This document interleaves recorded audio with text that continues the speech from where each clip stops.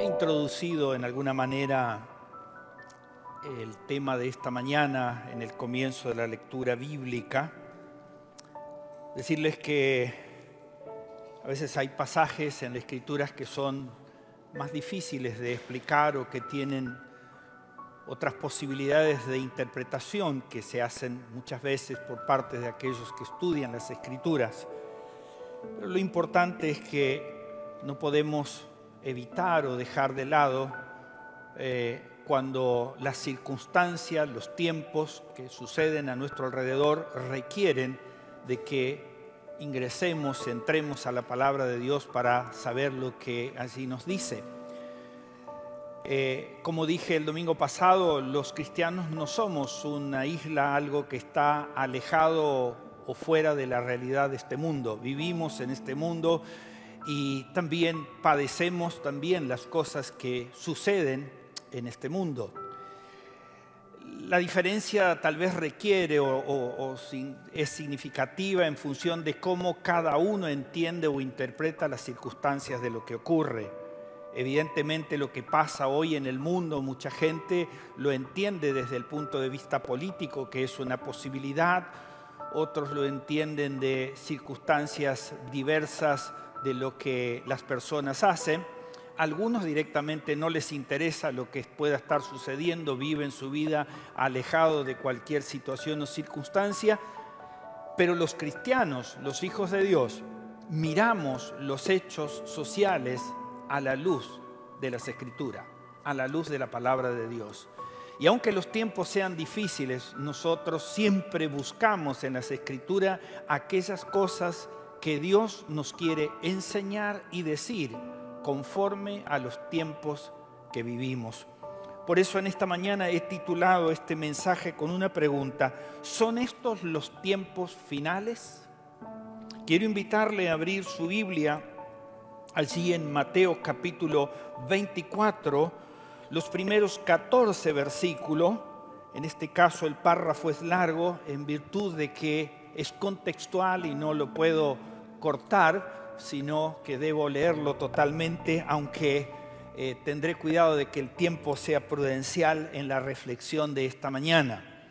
Así que entonces vamos directamente a la Escritura, Mateo capítulo 24, voy a dar lectura en este caso de la Nueva Versión Internacional, que dice, comenzando en el versículo 1 del capítulo 24 de Mateo: Jesús salió del templo y mientras caminaba se le acercaron sus discípulos y le mostraron los edificios del templo.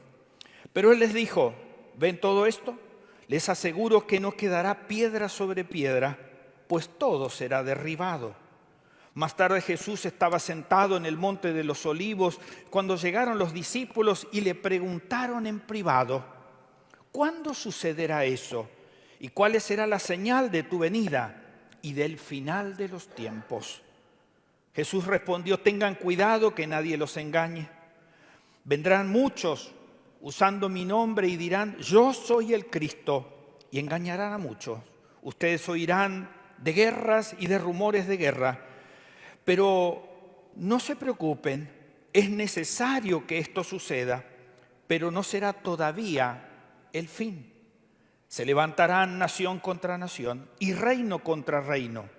Habrá hambres, terremotos por todas partes, pero todo esto será apenas el comienzo de los dolores. Entonces los entregarán a ustedes para que los persigan y los maten, y los odiarán todas las naciones por causa de mi nombre, dice Jesús. Y en aquel tiempo muchos se apartarán de la fe.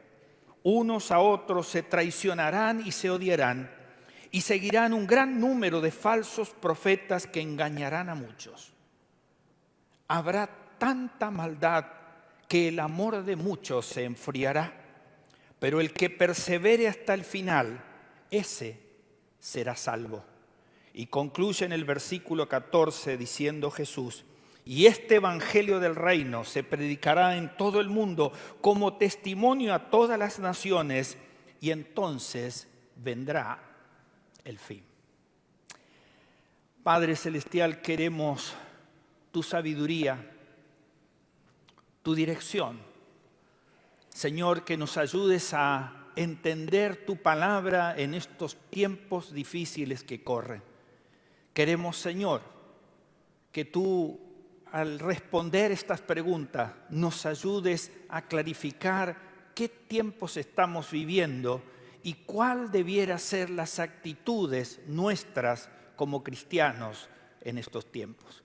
Bendícenos, Señor, para que tu palabra, solo tu palabra, pueda llevarnos a toda comprensión de estos tiempos que estamos viviendo. Te lo rogamos a ti, Señor, en el nombre de Jesús. Amén y amén. Evidentemente, el mundo no habla de otra cosa por estos días que de la guerra y de las cosas que están pasando. Es muy interesante que hoy está en todos los medios y en todos los lugares y es el tema de conversación en todos lados, pero es interesante decirle que en este mismo tiempo hay 4 guerras más que se están dando que tienen características, muchas de ellas étnicas, con connotaciones religiosas. Son guerras civiles, algunas llevan más de 10 años ya sucediéndose. Hay más de 50 millones de personas que han sido desplazadas en virtud de los avances de la guerra, de las persecuciones, y la gente va huyendo de un lugar a otro, como lo vemos en este caso. Tal vez esta por ser una de la guerra como más expuesta por los medios de comunicación, tenemos más contacto con ella. Decirle que ya hay más de 10 millones de personas que en estos últimos 10 o 20 años han muerto a consecuencia de distintos tipos de guerras, ¿no? Algunas, como les digo, no son visibles o no se las da promoción, pero están allí. Y esa es una realidad que estamos viviendo en esos tiempos. El pasaje dice que habrá continuos rumores de guerra. Es interesante que en estos últimos días comienza a haber comentarios acerca de que posiblemente, si las cosas no se arreglan rápidamente entre estas dos naciones, Rusia y Ucrania y Rusia, posiblemente sea el inicio de una tercera guerra mundial. Y todas estas cosas, como decía, para algunos genera una suma preocupación y angustia. Para otros no tiene ningún sentido lo que está ocurriendo, pero siempre debemos preguntarnos nosotros, los cristianos, ¿qué significa para nosotros el tiempo que está corriendo? Todavía no ha terminado la pandemia. Es más, algunos están pronosticando que viene una nueva ola, por lo menos en China está sucediendo de esa manera. Así que en medio de todo esto, cuando uno lee este pasaje, piensa, bueno, ¿son estos los tiempos finales? ¿Qué es la pregunta que en esta mañana quisiera que a la luz de la palabra pudiera ayudarnos? Cuando vamos al pasaje para analizar esta pregunta que está enganchada en el tema de este mes, que tiene que ver con el reino de Dios, el establecimiento del reino de Dios. Y en este caso, la segunda venida de Jesús que interactúa con el reino de Dios. Así que analizar este pasaje requiere en alguna manera mirar lo que hay alrededor, tanto en el contexto social como en el contexto bíblico. O sea, Jesús está allí transitando un tiempo muy especial. Es su última semana de vida. Después de esto vendrá el juicio y la crucifixión. Durante toda esa semana Jesús ha estado yendo al templo dando enseñanzas todo el tiempo.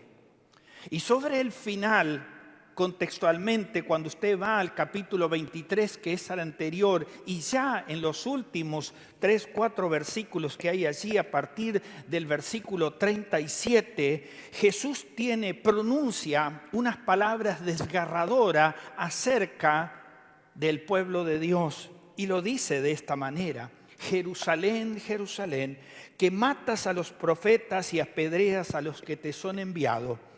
Dice Jesús: ¿cuántas veces quise reunir a tus hijos como reúne la gallina sus pollitos debajo de sus alas pero no quisiste.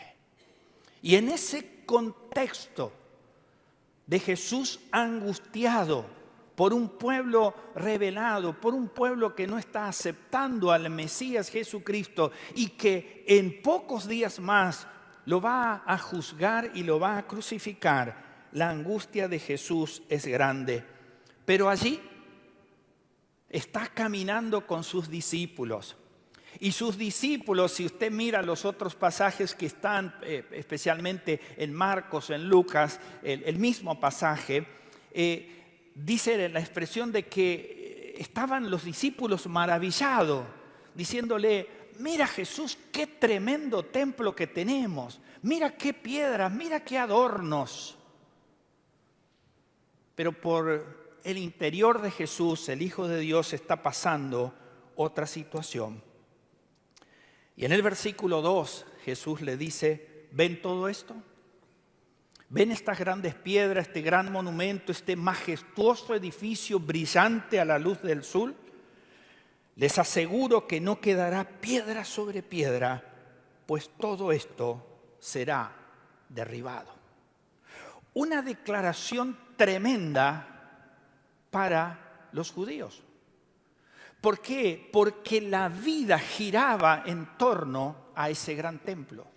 O sea, no había ni siquiera un ápice, una chispa de pensamiento de que eso podría ser destruido. Sin embargo, Jesús da una sentencia clara y fuerte con respecto al tema. Déjeme darle un panorama histórico breve acerca del templo. O sea, este segundo templo fue reedificado por Herodes el Grande. Esa reconstrucción se inició sobre la base de lo que Zorobabel había hecho y con el mismo lineamiento que Salomón había tenido como referencia por parte de Dios para construir el templo. Lo único que Herodes lo hizo fue mucho más majestuoso, agrandándolo, y dicen algunos como duplicándolo en su tamaño y dándole mucho realce para su tiempo. La construcción finalizó allá por el año 64 después del Señor Jesucristo. Para esos tiempos su construcción había llevado alrededor de 46 años, estaba construyendo este templo. Y lo tremendo es que 6 años después, como lo profetiza Jesús, como hemos leído en el pasaje, no quedó piedra sobre piedra. Lo que se conoce al día de hoy, lo que ha quedado, son solo algunos muros externos. Es más, si uno indaga un poco la historia actual, se mete a buscar, encontrará que han quedado más o menos alrededor de unos 600 y pico de metros de ese muro, pero solamente un poco más de 60 metros lo que está a la vista. Y que todos nosotros conocemos o hemos escuchado o hemos visto una película o hemos visto algún documental conocido como el Muro de los Lamentos.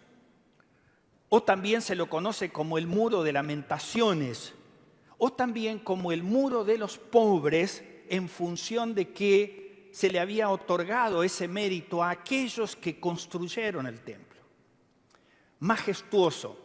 Ahora, de lo que queda de ese muro, usted puede ver que allí va todo tipo de personas, no solo los cristianos, los judíos, sino personas de todo el mundo, escriben su petición y lo ponen en algún hueco de ese muro. A partir de ese momento esas peticiones se consideran sagradas, por lo tanto nadie las puede tocar. Solamente se hace una limpieza una vez al año antes del día del perdón y todas esas peticiones se guardan en un lugar también de protección que se lo considera sagrado. Por supuesto que aquí hay mucho de pensamiento mágico acerca de lo que pueda pasar allí con eso que uno pone en el muro. O sea, es claro que nosotros podemos orar en cualquier lado porque una vez que Jesús abrió un camino nuevo y vivo, como dice Hebreo, después de su muerte, nos da la libertad, el acceso y no necesitamos otro intermediario más que el Espíritu mismo que intercede por nosotros con gemidos indecibles para que podamos orar. Pero es interesante que eso está allí como parte de eso.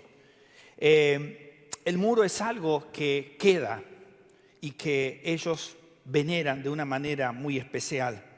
O sea, en este anuncio del tiempo final, de la destrucción terrenal de ese templo, siempre ha sido un símbolo de devoción para los judíos y para muchas personas que van a orar y a buscar la presencia de Dios en ese lugar. Jesús anunció la destrucción del templo y dice el texto que más tarde estaban sentados en el monte de los olivos cuando los discípulos se le acercaron para preguntarle acerca de esto que había dicho. Le hacen 3 preguntas que en esta mañana queremos responder, o que la Escritura responde, o que el Señor Jesucristo responde, y que pueden ayudarnos a nosotros en este tiempo a contextualizar si realmente estamos viviendo los tiempos finales. Las 3 preguntas son las siguientes. ¿Cuándo, Señor Jesús, cuándo sucederá esto?, preguntan sus discípulos. ¿Qué señales marcarán a tu venida? ¿Y cuándo será el tiempo final? Consideremos entonces estas preguntas y las respuestas de Jesús de acuerdo con las Escrituras. La primera pregunta, ¿cuándo sucederá esto? Esta primera pregunta que los discípulos plantean a Jesús está referida con respecto a la destrucción de Jerusalén y especialmente del templo, que era lo más importante. Esto se cumplió, como se revela la historia, en el año 70 después de Cristo, o sea, 6 años después de ese anuncio, cuando el emperador romano Tito destruye todo lo que hay a su paso y le prende fuego al templo y lo destruye totalmente. Los ejércitos romanos rodearon la ciudad sitiándola y aislándola durante mucho tiempo, haciendo un hueco en la muralla famosa, y entraron, y la destrucción fue, dice, una de las más terribles de la historia para el pueblo judío. Este evento está descrito allí en Lucas capítulo 21, versículos 20 al 24, que Jesús anuncia de esta manera: ahora bien, cuando vean a Jerusalén rodeada de ejércitos, sepan que su desolación. Esta es una palabra que a veces es hasta difícil de comprender, pero tenía las connotaciones, y quiero aclararlo, de lo que aconteció previo a que los romanos pudieran hacer el hueco en el boquete, en el muro, y entrar y destruir todo. Y es un poco lo que vimos hace algunos domingos atrás cuando hablamos y prediqué aquí acerca del sitio a Samaria, que eran aquellas barbaridades que ocurrían internamente porque estaban rodeados y no tenían posibilidad de salirse, como entre otras cosas el comerse a sí mismo o a sus propios hijos. Y había muchas personas que antes que entrar el ejército romano ya se habían quitado la vida. Dice el historiador Josefo que cuando Tito logró ingresar después de toda la barbarie, dice que él dijo: Dios me libre de toda esta barbaridad que ha ocurrido aquí.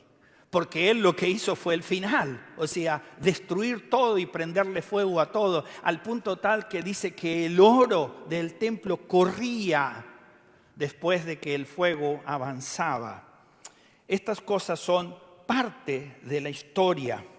Y el pasaje habla, dice: entonces los que estén en Judea huyan a las montañas, y los que estén en la ciudad salgan de ello, y los que estén en el campo no entren en la ciudad. Este será el tiempo del juicio, cuando se cumplirá todo lo que está escrito. Ay de las que estén embarazadas o amamantando en aquellos días, porque habrá una gran aflicción en la tierra y castigo contra este pueblo. Caerán a filo de espada y los llevarán cautivo a todas las naciones. Los gentiles pisotearán a Jerusalén hasta que se cumplan los tiempos. Esto es la predicción, la profecía, el anuncio, y esto fue lo que ocurrió. Ahora, como les dije, lo que queremos en este texto difícil, en esta mañana, es encontrar una aplicación o explicación para nosotros en este tiempo. ¿Y cuál podría ser esta? De hecho, que este trágico descripción de Jesús para sus discípulos y este acontecimiento tiene una respuesta que es bastante sencilla o simple. Dios habitó con su presencia donde Él dijo que estaría para ser reconocido, consultado y adorado.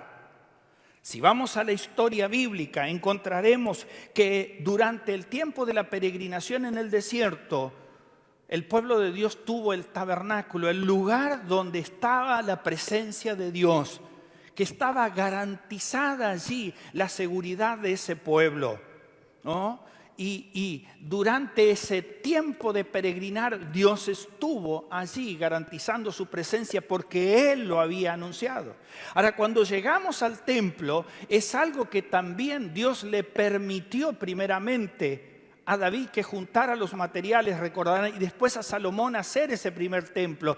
Y todo eso estuvo autorizado, previsto por parte de Dios.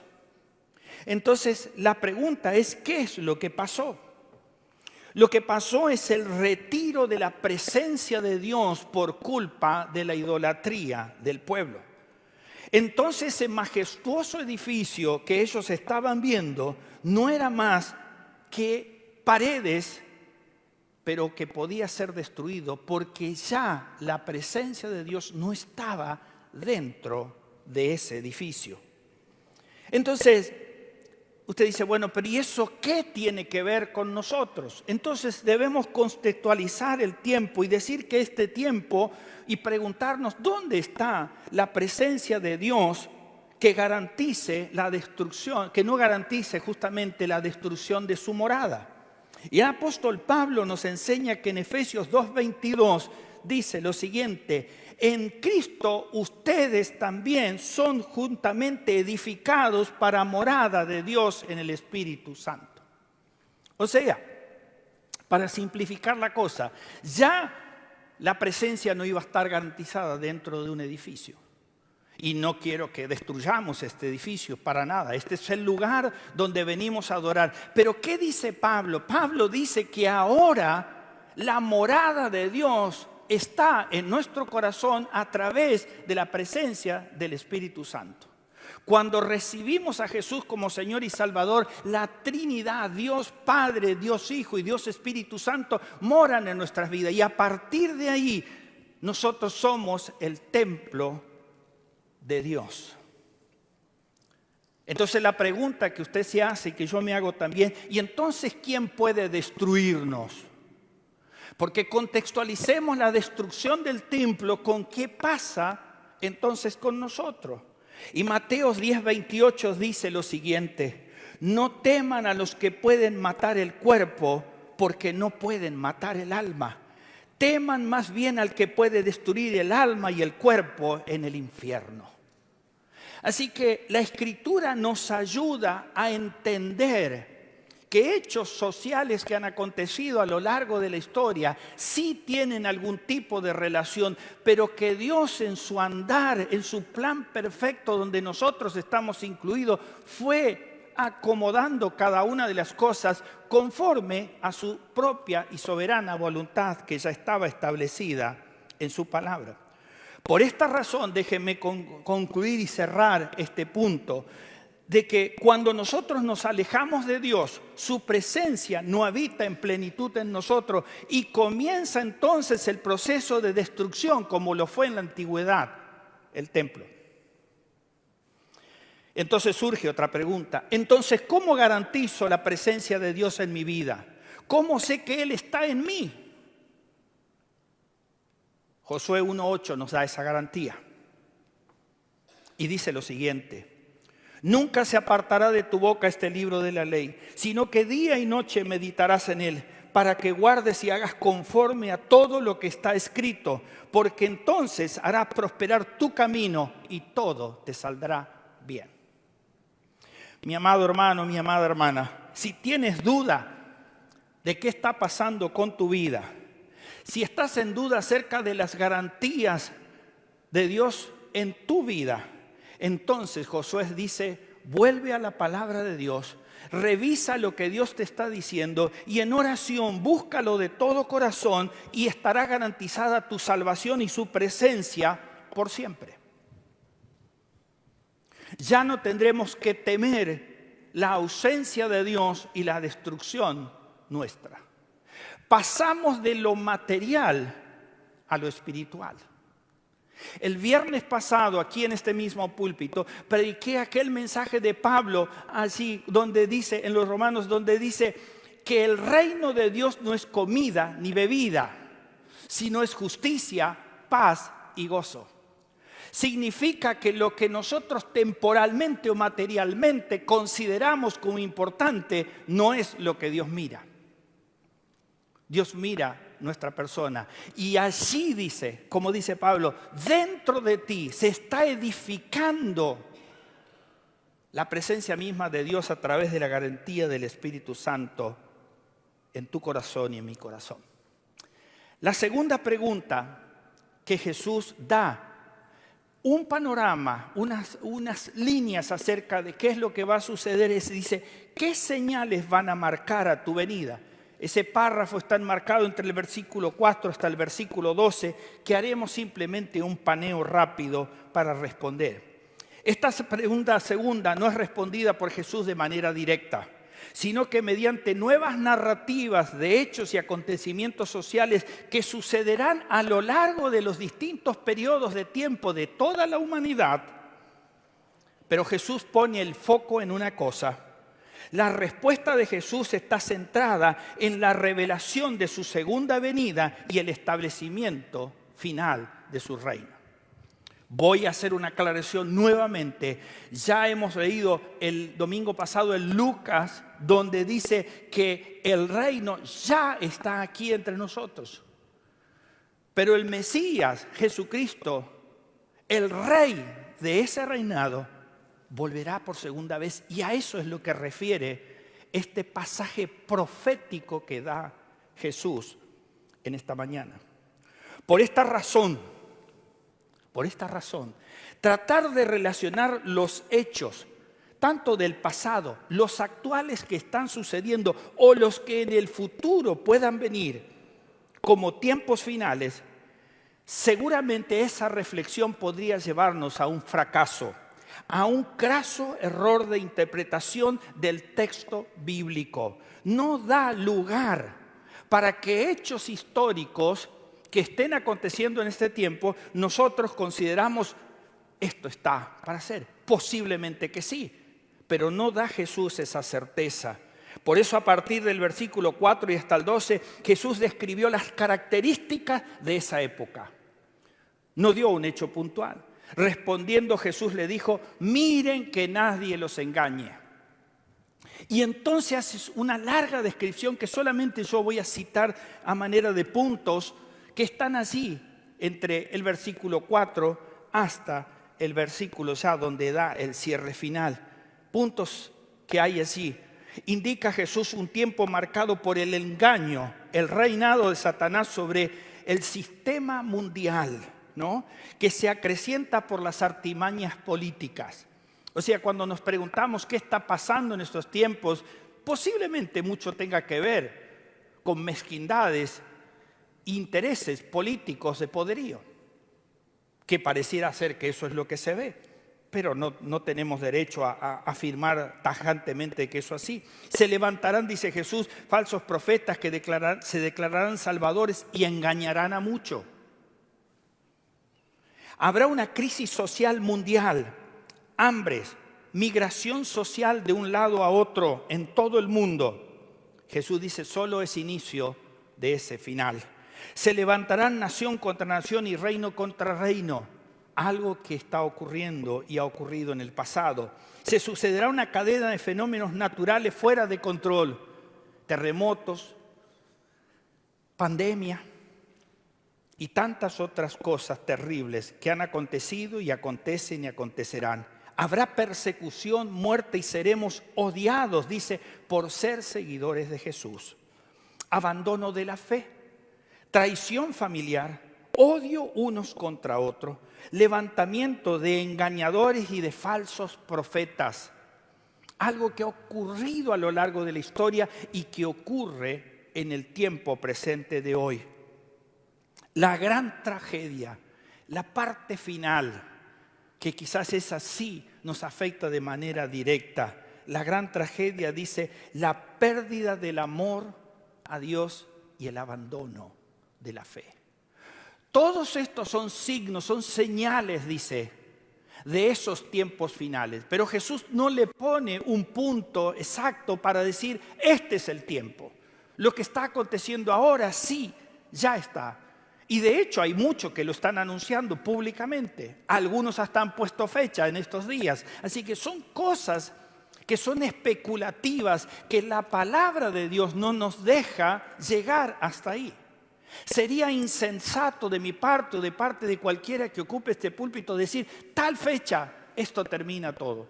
Porque no lo sabemos, porque la potestad y la soberanía total están en manos de Dios y no en manos nuestras. El Señor estaba describiendo aquí el prolongado periodo de tiempo que se extendería desde el momento de su profecía a los discípulos hasta que la historia final llegue. Naturalmente, las guerras y los rumores de guerra no constituyen una señal de que nos encontramos en ese tiempo final. ¿Por qué? Porque a lo largo de la historia, y ya lo he mencionado el domingo pasado, ha habido innumerable cantidad de guerras, al punto tal de que dice la historia, las estadísticas, que ha habido más o menos a lo largo de toda la historia unos 200 años de paz. Después todo el tiempo fueron guerras de todo tipo. Pequeñas, grandes, Primera Guerra Mundial, Segunda Guerra Mundial y todas esas cosas. Ahora, realmente la preocupación nuestra es, no habrá paz en el mundo hasta que venga el príncipe de paz. Es la suma de las señales que indican ese final, como bien Jesús lo menciona. Muchas de estas señales parecen estar presentes hoy, pero Jesús dice lo siguiente en el versículo 8. Todo esto es solo el comienzo de los dolores. Para concluir este punto, quiero levantar algunas preguntas para nosotros. O sea, es interesante mirar el proceso histórico y hasta uno se entusiasma viendo y estudiando todas estas cosas. Pero cuando uno llega aquí y lo baja a la tierra, se pregunta, o me pregunto, o les pregunto, ¿estamos todos preparados para cuando ese momento llegue? ¿Somos conscientes de que quizás ese tiempo a lo mejor sí está cerca, como muchos están anunciando? ¿Estamos preparando a las generaciones futuras para resistir a la persecución y al alejamiento de la fe, como menciona Jesús en el final? Última pregunta, ¿estamos anunciando al único que puede salvar a la humanidad de esta tragedia? Finalmente, Jesús incluye una respuesta para nosotros en este mismo capítulo 24, pero en el versículo 44, cuando dice esto: por eso también ustedes deben estar preparados, porque el Hijo del Hombre vendrá cuando menos lo esperamos. Y así responde Jesús esa segunda pregunta. La tercera pregunta quizás sea la que a veces nos interesa más. Tal vez porque, no sé si es simple curiosidad o porque queremos hacer algunos ajustes en nuestra vida y decir, bueno, estar listo para cuando llegue ese momento. Y la pregunta es, ¿y cuándo será el final de estos tiempos? Preguntaron sus discípulos. Y la respuesta estuvo, por supuesto, allí en el versículo 14, donde Jesús dice: y este evangelio del reino se predicará en todo el mundo como testimonio a todas las naciones, y entonces vendrá el fin. Vemos que después, desde el monte de los olivos, donde está Jesús con sus discípulos haciendo la profecía que acabamos de narrar, dirigió su mirada hacia los últimos días de la historia de la humanidad, y concretamente al ver esos periodos del tiempo final, Jesús, en ese principio de su profecía, entre los versículos 5 al 8, nos ofreció una imagen de lo que podría parecerse a la época actual que estamos viviendo. Pero no podemos afirmar ni arriesgar que estos días son los tiempos finales. Hay solamente algo que Jesús nos advierte: estemos preparados para cuando ese día llegue. Que no nos sorprenda ese momento. Que no dejemos de amar a Dios, dice, que el amor de muchos se enfriará, que no abandonemos la fe porque la persecución pueda llegarnos simplemente por creer en Jesús como Señor y Salvador.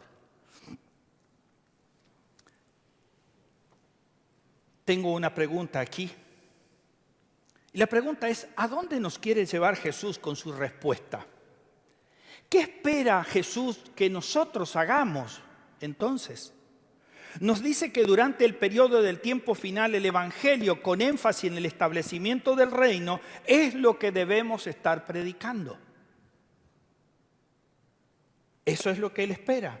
Que el Evangelio de la gracia, que es el mismo Evangelio del reino, que es el Evangelio de la misericordia, que es el Evangelio del amor de Jesús, que es el Evangelio del perdón de pecados, que es el Evangelio de la salvación, ese mismo, dice Jesús, en este tiempo debe ser predicado.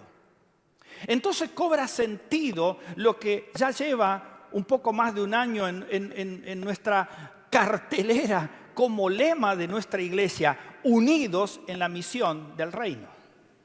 Y eso significa desarrollar todos los aspectos que la iglesia tiene como responsabilidad y compromiso. Debe mantenerse unida, pero su propósito es extender su reino. El domingo pasado vimos que Jesús en el Padre Nuestro nos enseña de que todos los días en nuestra oración diaria debemos pedir, Señor, venga tu reino, porque eso significa que Jesús comience a reinar. ¿Para qué? Para que antes que esto sea totalmente anunciado, dice, recién allí pueda venir el final del tiempo. Cuando comience el tiempo final, la gente percibirá que se encuentra cerca del fin, aunque no sepa ni el día ni la hora de ese final. Por tanto, el mensaje apropiado para este periodo de la historia que estamos viviendo y para los próximos, hasta que ese final se nos acerque, es este. Arrepiéntanse porque el reino de Dios se ha acercado. Lo que el mundo debe saber, que no hay otra manera de salvarse, que cuando el tiempo final fue anunciado por Jesús y llegue, el único medio para aceptar a Jesús como Señor y Salvador es como Pablo lo afirma allí en 1 Timoteo 2:5, porque hay un solo Dios y también un solo mediador entre Dios y los hombres, y esto es Cristo Jesús hecho hombre. Quiero insistir de que en ninguna manera existe otra forma de salvarse. Dios nunca ha tenido más que una sola base como virtud para la salvación de las personas, y es a través de la cruz de Cristo, que ya pagó el precio por nuestros pecados. En otro lugar, en Hechos 4:12, dice la palabra de esta manera, en ningún otro hay salvación. Dice, porque no hay otro nombre bajo del cielo dado a los hombres en lo cual podemos ser salvos, que no sea Jesucristo. Cada ofrenda o cada sacrificio ofrecida en el Antiguo Testamento antes de la llegada del Mesías, porque era lo que el pueblo estaba esperando. Y cuando llegó ese momento, ese pueblo no solo que lo rechazó, sino que lo crucificó. Y hoy, a pocos días de celebrar una vez más la Semana Santa, el llamado al arrepentimiento de los que todavía no creen en Cristo debe ser nuestra mayor pasión y entrega. Anunciarle al mundo que sin Cristo y sin esperanza están perdidos. Y de esta manera Jesús va respondiendo a estas inquietudes que tenían los discípulos y que posiblemente pudieran ser también las mismas o debieran ser las mismas. A veces, como dije, al leer textos difíciles como este nos cuesta entender, pero piense, ¿cuál es el propósito? ¿Qué es lo que quería que nosotros supiéramos en este tiempo? Por eso permítame concluir en esta mañana con otra pregunta más. ¿Qué debemos hacer los cristianos hasta que ese día final llegue? Versículo 13, dice Jesús, habrá tanta maldad que el amor de muchos se enfriará, pero el que persevere hasta el fin, éste será salvo. La primera cosa es que debemos perseverar, que nuestro amor no se puede enfriar, que nuestra fe no puede decaer. Sé que todos los eventos apocalípticos que ocurren en el mundo traen controversia, indiferencia, confusión, pero son temas que no podemos obviar de mencionarlos, de tratarlos. Ahora, tratar de aplicar eso a tiempos finales o a algún tipo de profecía que no esté registrada con toda claridad en las Escrituras es un error, y muchas veces se produce eso. Este evangelio del reino de los acontecimientos finales deberá ser predicado en todo el mundo para testimonio de todas las naciones. No importa si este versículo se aplica a una o a otra postura teológica. Quizás usted es un estudioso de la Biblia, un estudioso que se mete a comentarios muy complejos y difíciles y encuentra distintas posturas acerca de este tiempo final. Y es importante, si a usted le interesa estudiarlo, eso en profundidad. Lo interesante es que nosotros entendamos con toda claridad de que el mundo necesita conocer a Cristo como Señor y Salvador. Y de esa manera, cuando ese evangelio del reino sea predicado, dice Jesús, de manera simple, ahí se sucederá ese final. El reino de Dios se instaurará de manera final en su segunda venida y reinaremos los que permanezcamos en amor, los que perseveremos en amor y en fe junto con nuestro Señor. Estamos en tiempos de guerra y de rumores de guerra, pero el llamado es la perseverancia, la fidelidad, la firmeza de carácter deberán ser las características que sobresalgan a nosotros como cristianos. Dejemos que el Espíritu Santo actúe en nosotros, quien nos fortalecerá hasta la venida de nuestro Señor. Y hagamos lo que tenemos que hacer. Sigamos predicando este evangelio del reino, para que esos acontecimientos que pueden sorprendernos, asustarnos, preocuparnos, se den con naturaleza, porque los hijos de Dios, dice, en su segunda venida, iremos a morar con Él, y allí será el reinado eterno.